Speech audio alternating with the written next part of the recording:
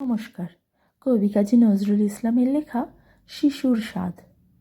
আমি হব সকালবেলার পাখি, সবার আগে কুসুম বাগে উঠব আমি ডাকি।